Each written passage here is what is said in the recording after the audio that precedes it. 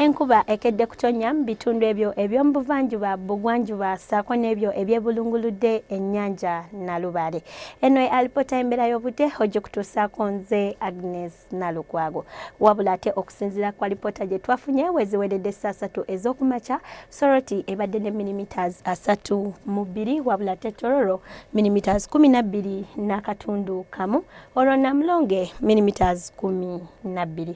Kino kiviiridde ku mukubo gw'enkuba okuba nga gukyasaasaanidde mu bitundu by'eggwanga ebisinga obungi era nga n'olunaku olw'enkya kumakya tusuubira enkuba okutonya mu bitundu by'eggwanga ebisinga obungi ng'oggyeko ebitundu ebimu mu buvanjuba ssaako ne mu bukiikaddyo tusuubira akasana okwaka nga mwetobeseemu n'ebire.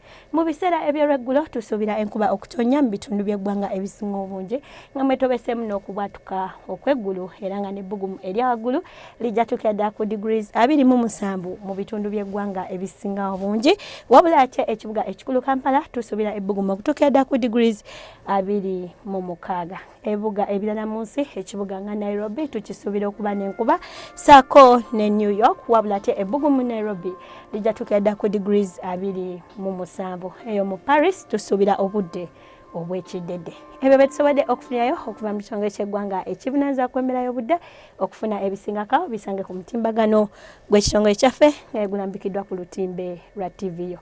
Kwagaliza kiro ekirungi weeraba.